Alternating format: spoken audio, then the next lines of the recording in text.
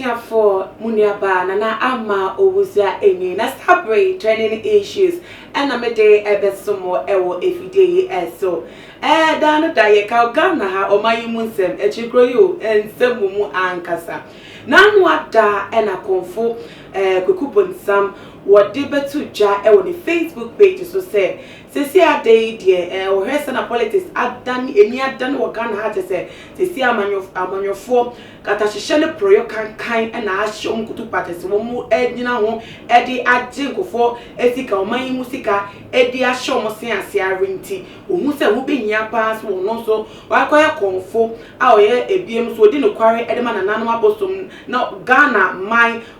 do ewo ni mu de ene na hu behia se obesori no no so ejina ama ne mai na no ena te se wo che ni nsem no emu no wode betu dwa ewo ni Facebook so say sesi ade die or contested for member of parliament ewo akomadan baby a wote na ehono so eye ofin so north constituency nebusuafo asamwe ebeto dwano Ghana ha nkofo awodro chichi papa ise ana Kwaku Bonsam pa asamwe wote wehi da benda na Ghana bakosemu efida nanom ye nyame ye aduma ye independence ma wo manyimu da benda pa wote se wobi a wote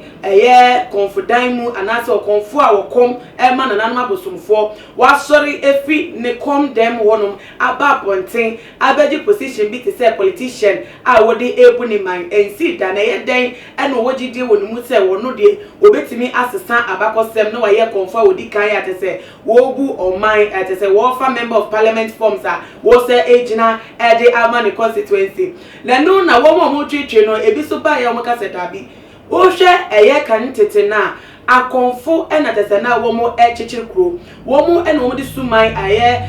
traditionalist na tese tete no wo mo na wo mo benefit tese ka kro a tese wo be ko bebi na nipadom ete wa wo mo na tese wo mo edidwuma na mo tese wo mo chichire ekro no nti se na Kwaku Bonsam ka se wo no so betime gina for MP na wa chichire no kro dia na no enye tese enye asem dada dia asem a wo fitete na ye kanisa na enim se abra bro te se abakeke na beto dan wo bia eche na adwembi na endrada de beto dan se na Kwaku Bonsam se asempa ene ade ate se nani so ade hu a wo pese wonye nti wa fa hu adwen ate se wetu anamo akọ nanom ewo offense man so ate se wo kochia nanom na osifri ne kam ate se wo kọ nanom ho no behwe offense ho no mo jai ebusuafo nipadom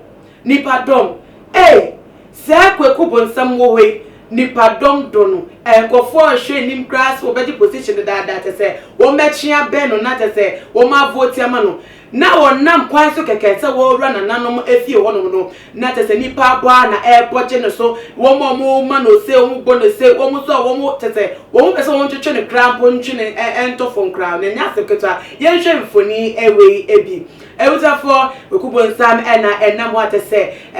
amanfo dodo na edi ne che bi twetwe wo mo se bi so apeje wo mo nsa to mo se o se koda na wo mo a wo mo obo ese na ebiem so no otimu se wo konia na ye boje no so wo konia na edi ne chi te se as a bodyguard to krampo nya kwanpo no ma ye omutuma ye sa se nipa no kretu ahwe mo so efoni na etwego no na ebusuafo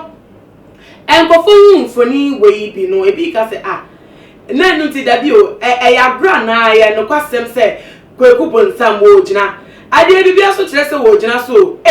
na de mu refi se said to be a politician no and I said to be a member of parliament na kire se o got na parliament house o hihye mra o ye mra ehonsem na emra honsem no so de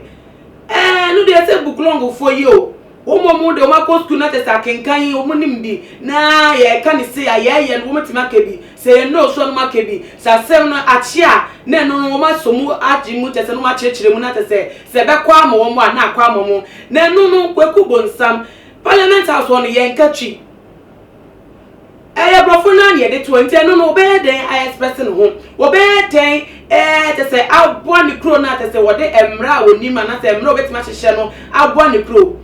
Nempo ti eka se project bi won fa de ne kro ehia emra emeto board so na tese yemde biemu ne yenhwe mu ne yenhwe de beye na tese wo kebia makro na o pesika efia ban ho de akoye ne kro yi a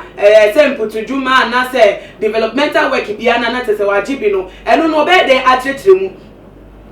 akoye ensempi ebi so ka se da be ma yenka ne sa na Ghana ha